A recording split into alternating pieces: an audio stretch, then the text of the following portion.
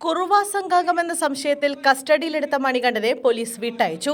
മോഷണ കേസുമായി ബന്ധപ്പെട്ട് കുറുവ സംഘാംഗമെന്ന സംശയത്തിൽ കസ്റ്റഡിയിലെടുത്ത മണികണ്ഠനെ പോലീസ് വിട്ടയച്ചു. കുറുവ സംഘത്തിന്റെ മോഷണത്തിൽ മണികണ്ഠന് പങ്കുള്ളതിന് തെളിവില്ലെന്ന് കണ്ടെത്തിയതിനെ തുടർന്നാണ് പോലീസ് നടപടി. കുറുവ സംഘാംഗം സന്തോഷ് സെൽവന്റെ ബന്ധുവാണ് മണികണ്ഠൻ. മണികണ്ഠന്റെ ഫോൺ രേഖകൾ പോലീസ് വിശദമായി പരിശോധിച്ചിരുന്നു. ആലപ്പുഴയിൽ മോഷണം നടന്ന ഒക്ടോബർ 21 മുതൽ നവംബർ 14 വരെ മണികണ്ഠൻ കേരളത്തിൽ ഉണ്ടായിരുന്നില്ല എന്നാണ് പോലീസ് കണ്ടെത്തൽ. ഇത്രയും ദിവസം മണികണ്ഠൻ തമിഴ്നാട്ടിലായിരുന്നു. കുറുവ സംഘത്തിന് മണികണ്ഠന്റെ ബാഹ്യസഹായം ലഭിച്ചിട്ടുണ്ടോ എന്ന് പോലീസിന് സംശയമുണ്ട്. എപ്പോൾ വിളിച്ചാലും മരട് സ്റ്റേഷനിൽ ഹാജരാകണമെന്ന് പോലീസ് നിർദ്ദേശിച്ചിട്ടുണ്ട്. ഇതിന് ശേഷമാണ് വിട്ടയച്ചത്.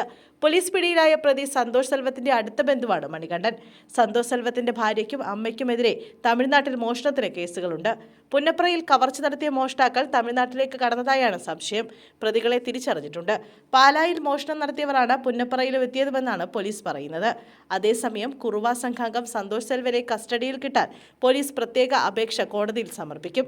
സന്തോഷ് സെൽവത്തെ കസ്റ്റഡിയിൽ വാങ്ങിയ ശേഷം മറ്റു പ്രതികൾക്കായി വിപുലമായ അന്വേഷണത്തിന് ഒരുങ്ങുകയാണ് സ്പെഷ്യൽ സ്ക്വാഡ്.